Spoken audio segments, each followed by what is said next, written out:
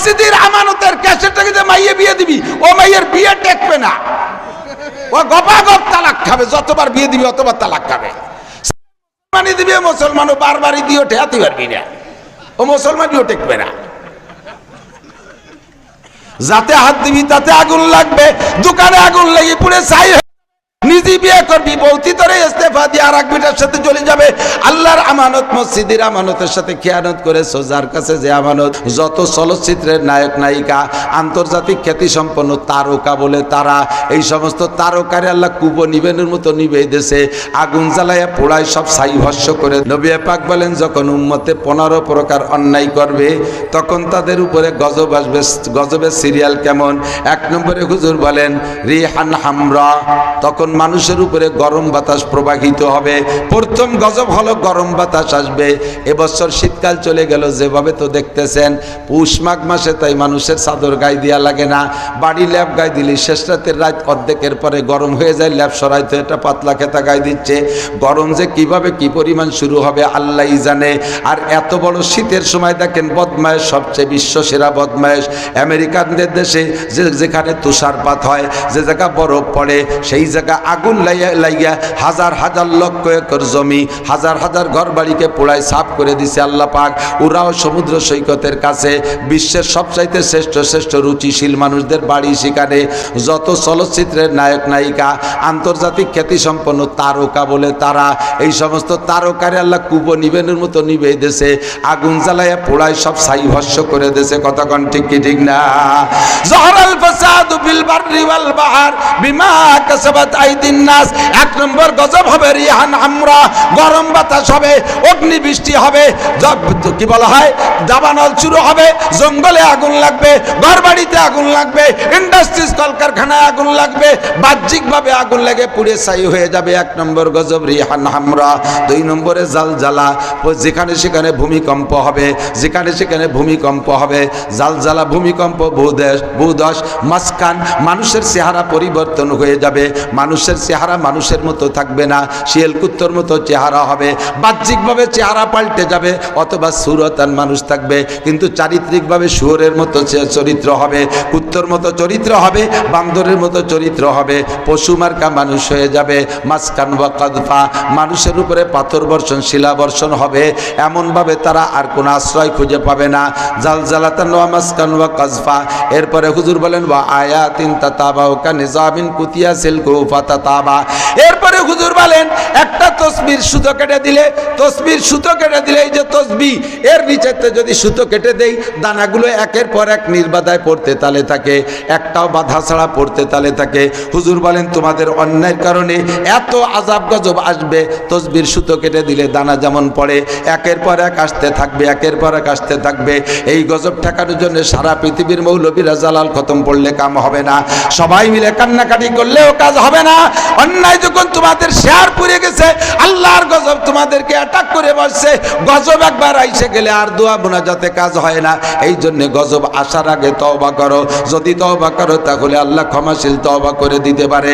অন্যায় হলো 15টা, মুখস্থ রাখা যাবে ইনশাআল্লাহ, বাংলায় বলবো। এই 15টা অন্যায় যখন করবা তখন গজবের হার এরকম হবে।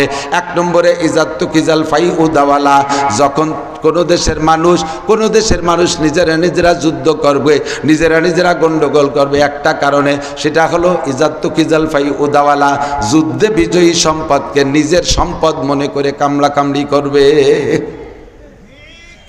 যুদ্ধে বিজয়ী সম্পদ, পাকিস্তানিদের কাছ থেকে বাংলাদেশকে যুদ্ধে বিজয় করেছি আমরা, এখন এই সম্পত্তি নিয়ে কামলা কামড়ি। একদল কয় আমরা স্বাধীন করেছি, আর একদল কয় আমরা ঘোষণা দিয়েছি। এই স্বাধীন আর ঘোষণা নিয়ে যুদ্ধ চলতেছে, কথা বলেন ঠিক কি ঠিক না? প্রত্যেকের আধিপত্য এটা আমরা করেছি, এই আমরা করেছি নিয়ে গ্যাঞ্জাম করা শুরু হয়ে গেছে।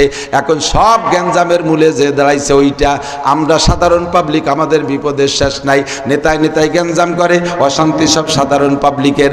আমাদের এলাকায় একটা প্রবাদ আছে, কয় পাটাপুতোর গ্যাঞ্জাম, মরিচ পেঁয়াজের জান শেষ। পাটাপুত আছে না, নুড়া কয় মানে আপনাদের এদিক না, ওই যে শিল দিয়ে মশলা বাটে, শিল নুড়ার গন্ডগোল, মাঝখানে রসুন পেঁয়াজের জান শেষ। দুই দলের নেতার গ্যাঞ্জাম, মাঝখানে আমরা সাধারণ পাবলিকরা মরি। উনরা কিন্তু ভালোই আছে, সুখে আছে, কেউ বিদেশে যে আরামে আছে, কেউ এই দেশে এক নেতা আর এক নেতার আশ্রয় নিয়ে আছে। নিজেরা আভ্যন্তরীণ সম্পর্ক রাইকা তারা দালান কোটায় আছে, টাকা পয়সা যা জমা করছে। আরও 100 বছর ওদের দেশে অভাব থাকে, তবুও তাদের কোনো ক্ষতি নাই। আমাদের 12টা বাইজে যাইতেছে। 1 নম্বরে ইজাত খিজাল ফাই ও দাওয়ালা, যুদ্ধে বিজয়ী সম্পদকে নিজের সম্পদ মনে করে কামলা কামলি করবে। ওয়াল আমানা তো মাগনামা, 2 নম্বরে হলো যার কাছে যেখানে যে আমানত দেবে ওইটাকে নিজের সম্পদ মনে করে যুদ্ধে বিজয়ী সম্পদের মতো খরচ করতে তালে থাকবে। মেম্বারের কাছে ওয়ার্ডের আমানত, যত্রতত্র খরচ করে, ইচ্ছা মতো খরচ করে। নিজে খাইয়ে থাকলে জনগণকে দেয়, না থাকলে না দেয়। নিজের পেট যতক্ষণ না ভরে অতক্ষণ পর্যন্ত কেউরে দেয় না।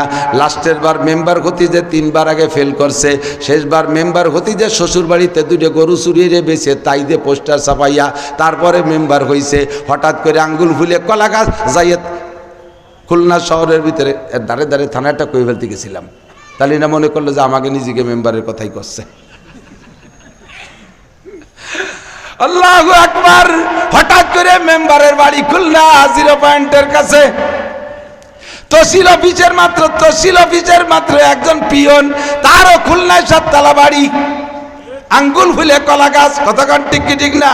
ওয়াল আমানাতু মাগনামা, আরে যার কাছে যে আমানত, ওয়ার্ডের আমানত মেম্বার মেরে দেয়, ইউনিয়নের আমানত চেয়ারম্যান খেয়ে ফেলে, উপজেলার আমানত উপজেলা চেয়ারম্যান খেয়ে ফেলে, আরে সিটের আমানত এমপি খেয়ে ফেলে, মন্ত্রী খেয়ে ফেলে, মন্ত্রণালয়ের আমানত, স্কুলের আমানত ক্যাশিয়ার খেয়ে ফেলে, হেড স্যার খেয়ে ফেলে, সভাপতি সেক্রেটারি খেয়ে ফেলে, কলেজের আমানত তারা খেয়ে ফেলে, আরে বিশ্ববিদ্যালয়ের আমানত একদল খেয়ে ফেলে, মসজিদের আমানত ক্যাশিয়ার খেয়ে ফেলে। ক্যাশিয়ারের কাছে টাকা জমা আছে, এবার কাজ করার জন্য সবাই মিলে মিটিং করে পরামর্শ করে বলছে, হ্যাঁ আগামী এই কদিনের মধ্যে টাকা জমা দেবেন, আমরা এই পাশে 2 অজুখানা বানাবো। ক্যাশিয়ার কয় যে দিব, আমার একটু সময় দিতে হবে। কেন? ক্যাশের টাকা ক্যাশে থাকবে, তোমার সময় দেবো কেন? কয় যে আউ কম হতেছে। কয় সেই টাকা যে আমার ছেলেরে মুসলমানই দিছি, কিছুদিন সময় দিতে হবে। ক্যাশের টাকা দিয়ে দোকানের পুঁজি বানায়, ক্যাশের টাকা দিয়ে মাইয়ে বিয়ে দেয়। মসজিদের আমানতের ক্যাশের টাকা দিয়ে মাইয়ে বিয়ে দিবি, ও মাইয়ের বিয়ে টেকবে না, ও গপাগপ তালাক খাবে। যতবার বিয়ে দিবি অতবার তালাক খাবে। মুসলমানই দিবি, মুসলমানও বারবারই দিও ঠেয়াতে পারবি না, ও মুসলমানও টেকবে না। যাতে হাত দিবি তাতে আগুন লাগবে, দোকানে আগুন লেগে পুড়ে ছাই। নিজে বিয়ে করবি, বৌতি তোরে ইস্তেফা দিয়ে আর এক বিটার সাথে চলে যাবে। আল্লাহর আমানত, মসজিদের আমানতের সাথে খেয়ানত করেছো। যার কাছে যে আমানত, রাত গভীর হয়ে গেছে, বেশি চাবানো যাবে না, মাথায় মাথায় বলে চলে যাই, ওয়াল আমানাতু মাগনামা, যার কাছে যেখানে যে আমানত আছে আমানতগুলো মেরে দেওয়ার কারণে এই ক্ষুধার গজব দুনিয়ার উপরে এসে পড়তেছে। দাইয়ে পাই আমাদের কাছে আসে, হুজুর একটু দোয়া করেন। আমরা দোয়া করি, আল্লাহকে কোনো কাম হবে না, দুয়ার দিন শেষ, দুয়ার দিন শেষ, আমাদের দোয়া কাজে লাগতেছে না। লাস্টে আমাদের পরে অভিযোগ করে, না সেই হুজুর নাই। কোন হুজুর? কাগের হুজুররা কাঁসার বদনায় হুদে তো তলা খুলি বার হয়ে যেত। আরে এখন হুজুর ও প্লাস্টিকের বদনাও প্লাস্টিক, কাঁচার বদনাই তো নাই। সব জায়গা কোনো জায়গায় কাঁসার বদনা আছে? কোন বাড়ি কাঁসার বদনা নাই, সব বাড়ি প্লাস্টিকের বদনা। কয় যে বদনাও প্লাস্টিকের, হুজুরও প্লাস্টিকের, সেই হুজুর নাই। হ্যাঁ, আমি সেই হুজুর দেব, আমি সেই হুজুর, আমি সেই হুজুর ইনশাআল্লাহ। দেব যদি তলা না খুলে জীবনের জায়গা আসবো না। তবে বদনাটা কাঁসার দেন, কাঁসার একটা বদনা দেন। বদনাই তো কাঁসার নাই। প্রত্যেকের হালাল রুজি তল্লাশি করলে কোনো না কোনো ভাবে হারাম আপনার পেটের মধ্যে ঢুকে আছে। পরিবারের ভিতরে হারাম, আপনার মধ্যে হারাম, পোশাকে হারাম, টুপিতে হারাম, প্যান্টে হারাম, লুঙ্গিতে হারাম, চাদরে হারাম, ঘরে খাবারে হারাম, সব জায়গায় হারাম খাইয়া আপনার বদনাটাই তো প্লাস্টিকের বানাইছেন। হু দেব কোন জায়গা? কতক্ষণ?